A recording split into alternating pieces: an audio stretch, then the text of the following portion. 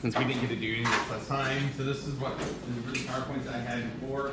I had pretty much like acted out on Wednesday.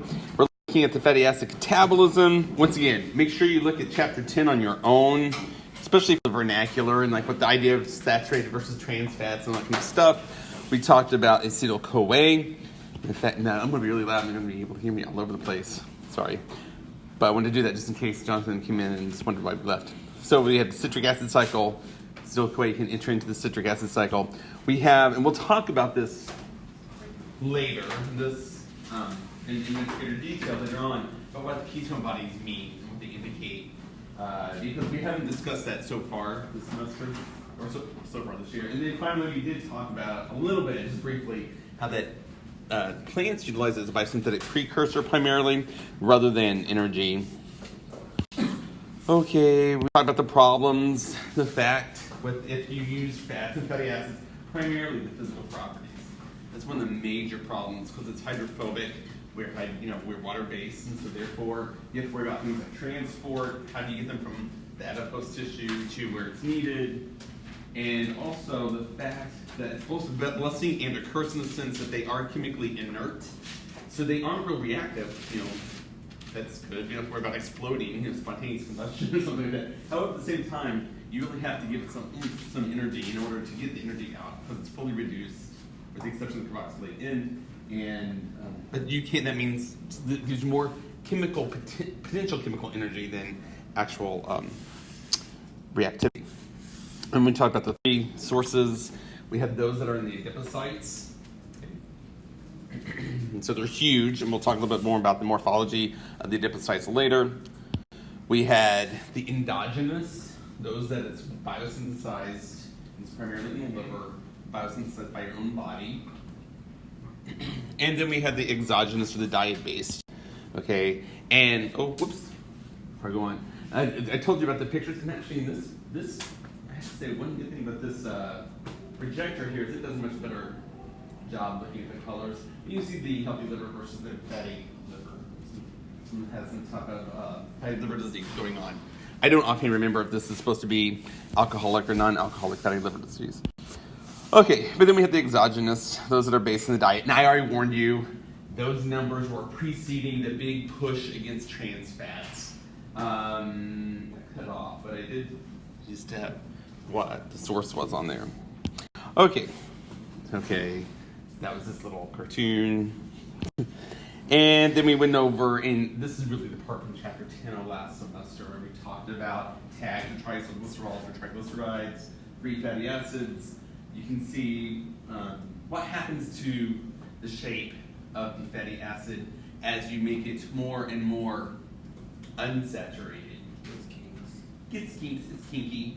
Okay, and so, let's see. And on your own, you want to review what that does on the physical properties. Okay, I'm not going to go over that. We already shoot with it. Then we left off when we really started talking about this, the fact that insoluble fat in your diet, you have to make sure that you emulsify it first. Of course, you can't just absorb fat by itself. Right? And so that's primarily from the bile salts. Okay. So this is the actual figure that we were talking about. All right. And so I do want you to know this. And we left off about halfway through. So, yeah, I do have that. Okay, good. So primarily, make it a little bit smaller. What happens here, you have a fat that you've ingested in your diet. You can do some hydrolysis of it, but it's not going to be absorbed prior to the actual entering of the intestines. And so the gallbladder is what produces the bile salts. The bile salts are used to emulsify these dietary fats. And then the lipases in particular of the small intestines are what going to help degrade them down into the individual fatty acids. Okay. Then the fatty acids actually are going to be absorbed through the intestinal mucosa, and they're going to form and be incorporated into these huge apolipoprotein complexes. Okay. And so we'll go over the different types in just a moment. Let me make sure I don't misspeak. Yes. But for example, the chylomicrons. Okay.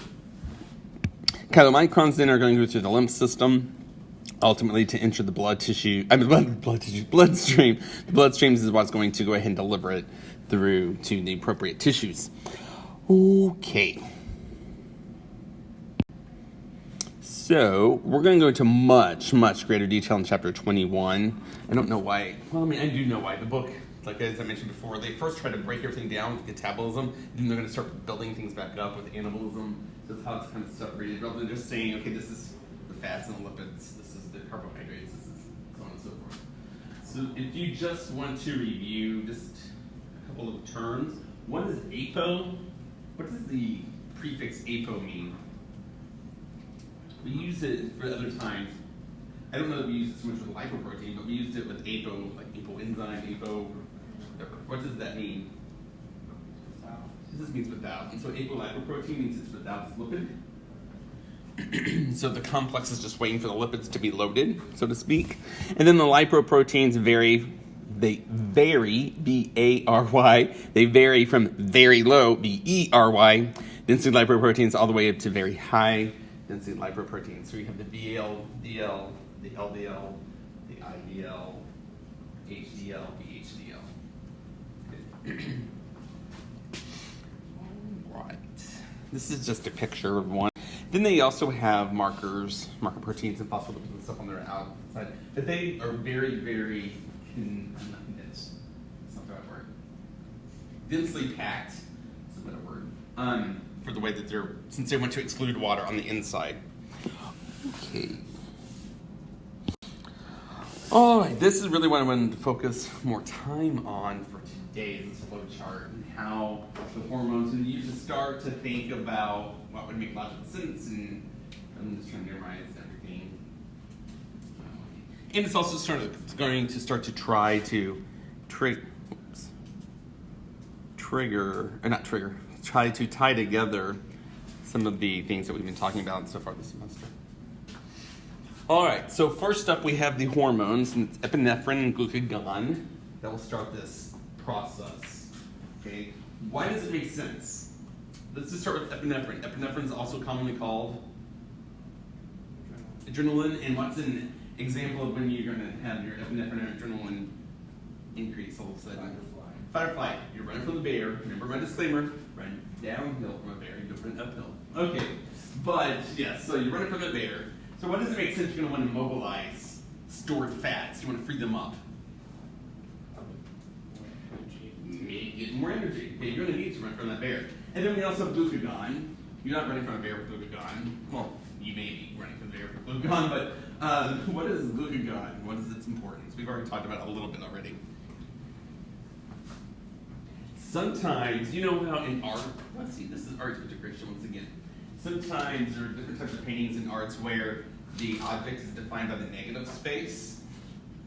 Glucagon is that way for me personally, at least. Glucagon is kind of hard to always, for me to remember about, but if I think about its antithesis, or its arch-rival, which one was its arch-rival? Insulin. I don't know why insulin is so much more easy for me to remember than glucagon. So then, what does insulin do when you have insulin? Yeah, it's to decrease the blood sugar. So what, with respect to energy levels, is it when energy level is high or low? When it's high, you have enough that you're going to start sorting. So glucagon being the negative space of that, or the antithesis, or the arch-rival, or the bizarro Superman to it. What will glucagon be? Circulating blood, sugar in the blood. It's to increase the blood sugar or increase your energy supply, so they're relatively low. So it should make sense that it will typically behave similarly here. Okay, it's going to trigger the GPCRs, or stand for G protein called receptors, right? To activate adenylyl cyclase. This is a review. What did adenylyl cyclase do? It is an enzyme, obviously, but what does it do? It's cyclic AMP, and cyclic AMP will activate its secondary messenger. What? PKA. PKA stands for protein kinase A. Technically, it's got a really long name, which is camp-dependent protein kinase, but everybody just calls it protein kinase A. See? All right. What does PKA do? Since it's a kinase, it will? It's going to transfer phosphate groups using ATP, or GTP, but technically this one is ATP. Okay? And it does a lot. With respect to fats, here, there's a specific one that's going to phosphorylate, but there are lots and lots of substrates for pKa. That's why it has that generic name, protein, can you say, rather than being a very specific one. One of the proteins that gets phosphorylated is called perilipin A. Okay, which means peri's around in the perimeter kind of thing, like in lipids. A is A. So perilipin A, it's a surface protein. Okay, that's on the adipocytes. Technically, it's on the lipid droplets of the adipocytes, but yeah. Perilipin A, whenever it gets activated, it recruits. I like that word, recruits. It activates the hormone-sensitive lipases. Which what do lipases do? They break down the lipids. They break them down to make fatty acids. Okay. And technically, it makes sense. Perilipin A is what brings them, recruits them to the right area to break it down. Otherwise, it's not going to make any sense. Okay, so they're hydrolyzing tags, the triglycerides or triacylglycerols. Okay. Into free fatty acids and glycerol. So you get two, well, technically you get 4 products. 3 of them are fatty acid derivatives. 1 is glycerol. Yes. So this is a GPCR in adipose tissue. Where does this happen? Yes. Yeah, with respect to this. So GPCR for adipose tissues.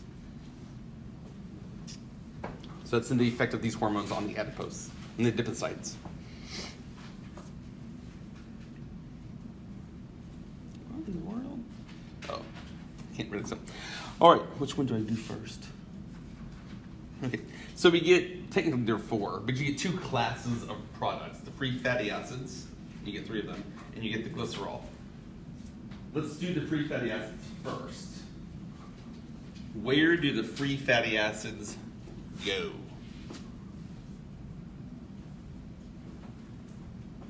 Blood. They've got to go into the blood. Okay, you can't stay there in the adipocyte. You know, it's kind of, you can't walk on water until you step out of the boat. And that's the kind of thing. You know, it's not going to be, it'll be energetic, it'll be used for energy. It stays in the adipocyte. It's going to go out now. So it's going to go into the bloodstream. Obviously, it can't go just directly, loose in the bloodstream because otherwise it'd clump up, and so it'd be really bad. This is serum albumin. Okay, serum albumin, remember, this is kind of like the taxi cab or the shuttle service for the blood. It definitely binds not only just fats, but lots of metabolites. It binds a lot of xenobiotic things. It's just a shuttle service. Okay, so it binds the serum albumin. Serum albumin will cause a shock to the system. Okay. And we'll get more to that later. Where does glycerol go?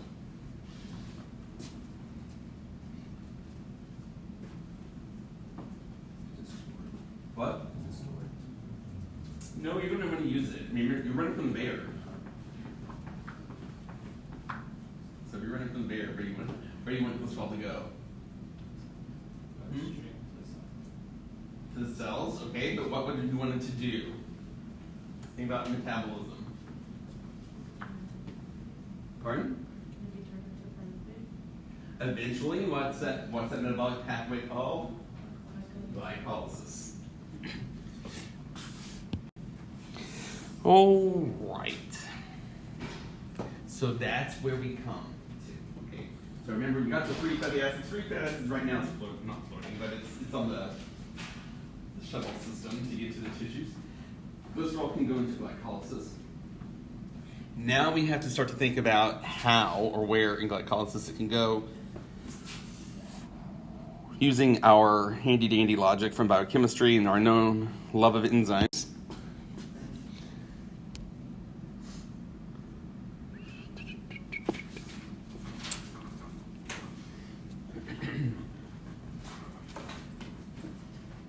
Okay.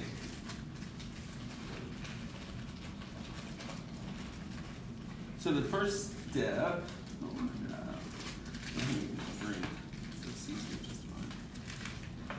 I have my sugar-free lifesavers too. That is not product endorsement for sugar-free lifesavers. So if someone from their company wants to support me in my habit so be it. Okay. First step, we have glycerol becoming glycerol 3-phosphate. Uses an ATP. So what class or classes of enzymes could this possibly be? Kinase. So if you were going to name this one, what would you name it?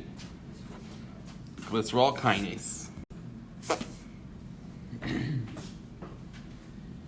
All right, so we have glycerol kinase to make glycerol 3-phosphate.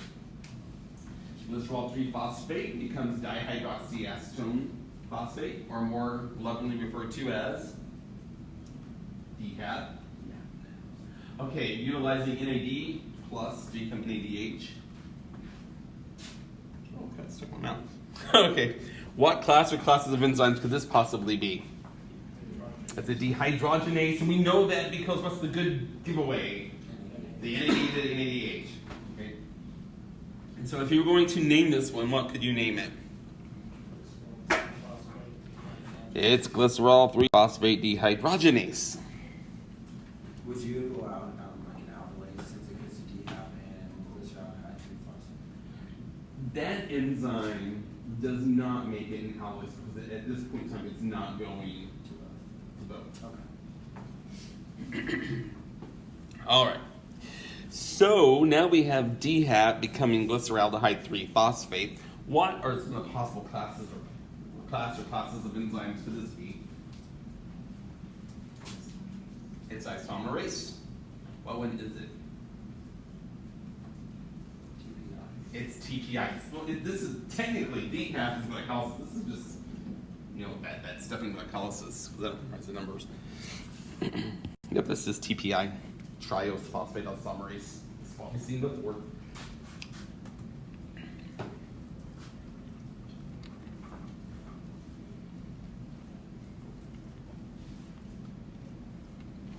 Let me give everybody a moment to get caught up. I really like the next cartoon because it's just a little cartoon to depict that flow chart and everything that we've seen.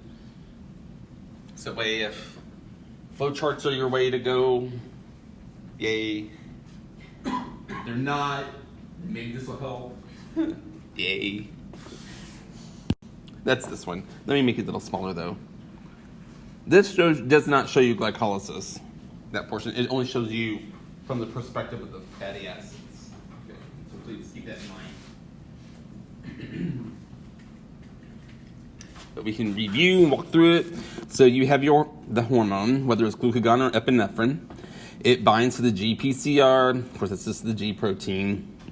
And it turns on adenylyl cyclase, which makes CAMP. CAMP activates PKA. PKA is going to activate a couple of things. One is the fact that it technically does turn on the hormone-sensitive lipase, but it also is what will phosphorylate and activate the paralipin. Paralipin A technically is what's going to recruit and move this lipase to the correct location, which is on the lipid droplets right here, which takes the tag, hydrolyzes it by the lipid. The lipase. Then the free fatty acids, of course, like I said, the glycerol goes on to glycolysis. The free fatty acids then are going to exit the adipocyte, catch the next ride on, the floating by serum albumin, and then that's going to take it throughout the system until you get to your fatty acid transporter. Okay, and the fatty acid transporter at whatever the target cell is what's going to recruit it in, and that's where we have beta oxidation that's going to occur, which we're going to talk about that later. Okay, and ultimately you're going to get carbon dioxide, but you do make ATP. Okay. All right. Any questions so far over that up to the transporter? Now we're going to start talking about what happens on that end. Okay. All right, once it reaches that target, it has to ultimately get to the mitochondrion.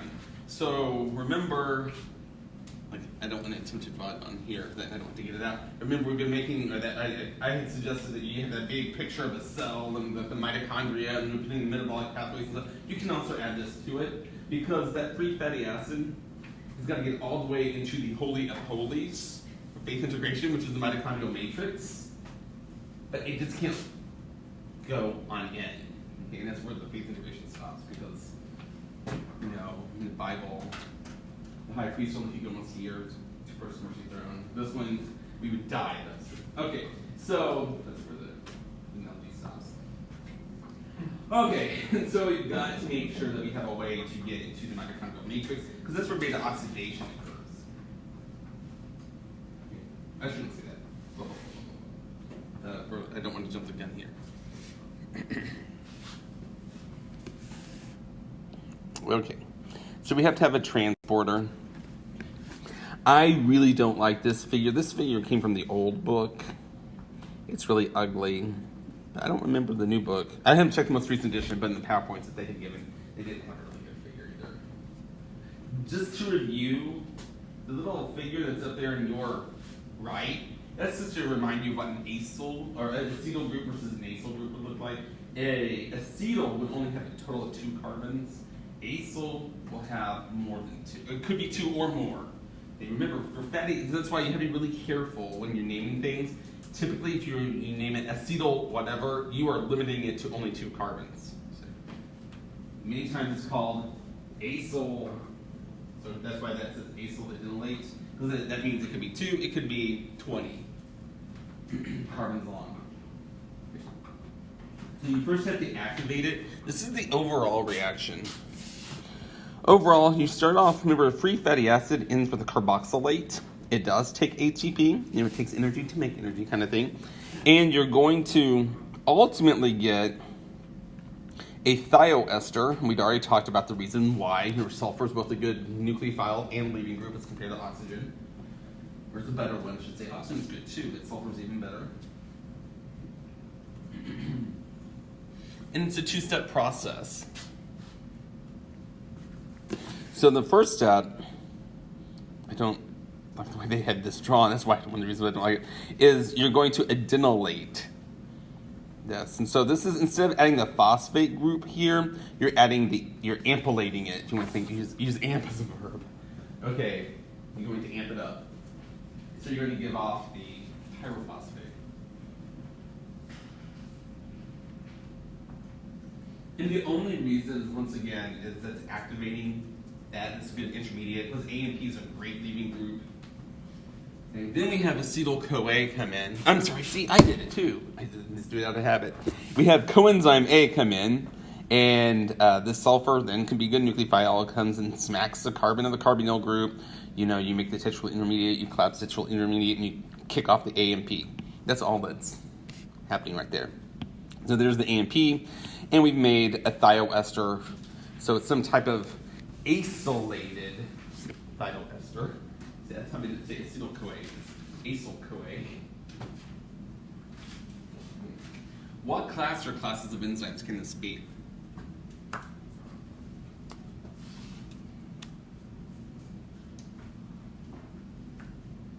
What are some of the enzymes that utilize ATP? A synthetase and kinase too, but this isn't a kinase, so we're not transferring the phosphates. So this is a synthetase. What are we synthesizing? What are we making? See, it starts to say synthetase enough. I forget what it's CoA. We're making an acyl-CoA, okay? So let's put that together. If you're making acyl-CoA, you put those together, it becomes acyl-CoA synthetase.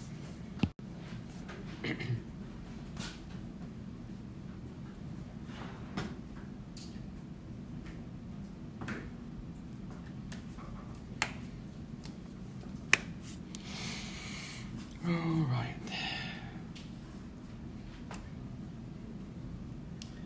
But we're still not inside the Holy of Holies yet.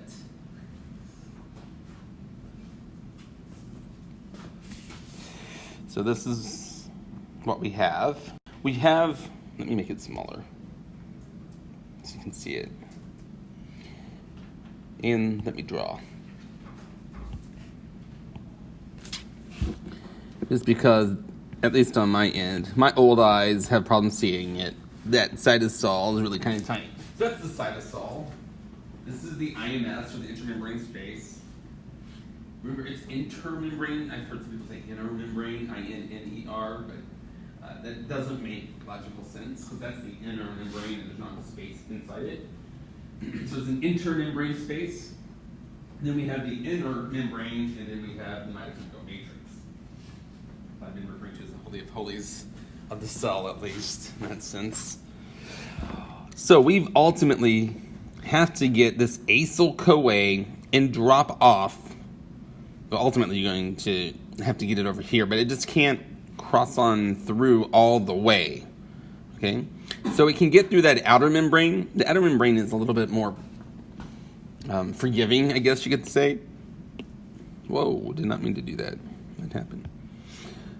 So you can get through the outer membrane, but it cannot get through this inner membrane. This is where carnitine comes into play. And this is one of the reasons why carnitine can be used as a muscle, like an energy supplement sometimes. Because, you know, if you increase the amount of carnitine you have, at least in theory, you could help make it more easily for beta oxidation to occur. Okay.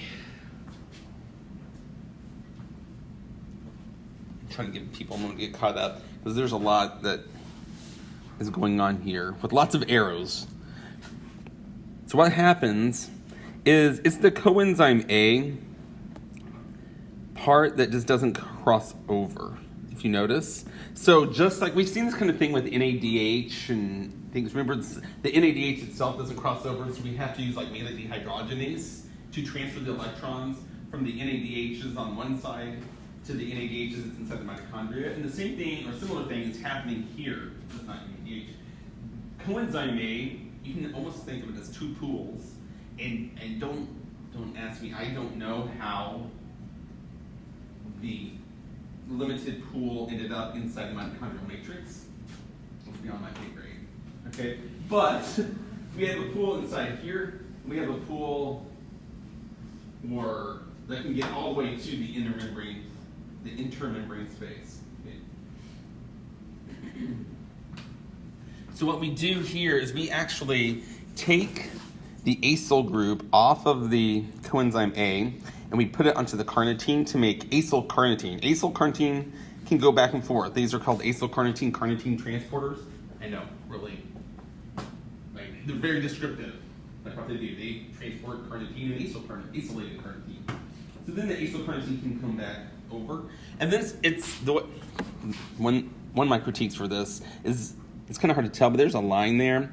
This is the same enzyme. It's inside the inside. It's a part of the inner membrane space. In the inner membrane. So I did it too. The inner membrane. And so it's just the reverse reaction here, to where it's going to take the acyl group off the acyl carnitine and add it to a coenzyme A that's already inside the mitochondrial matrix. So that way beta oxidation can begin. And then the carnitine can be transported back out using that same transporter. Okay.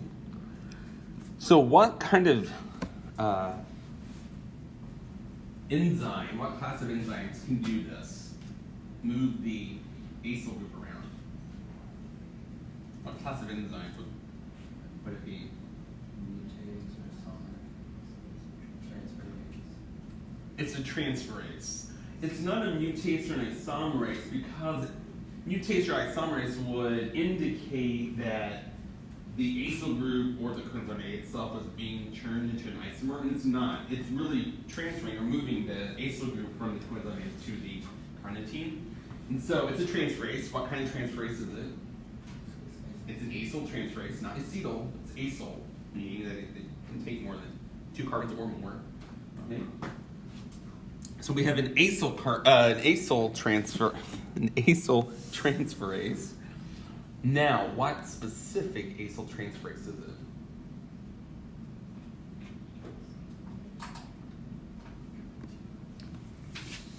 Someone said it. It's a carnitine acyl transferase. That's what the enzyme tells you exactly what it's saying does. It transfers an acyl group to carnitine.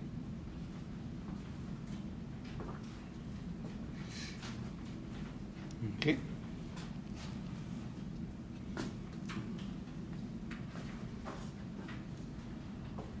All right. Are there any questions?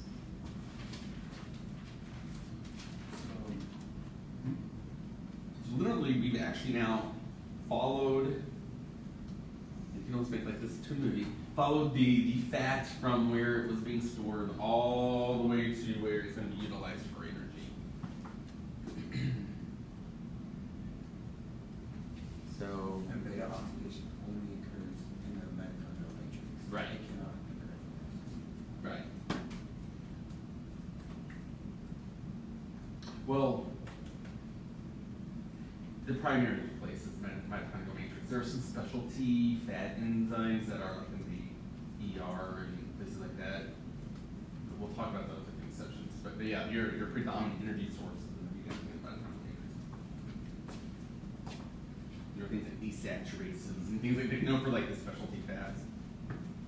So it's a little asterisk. Any other questions? Everyone's going to be ready for the quiz on Monday.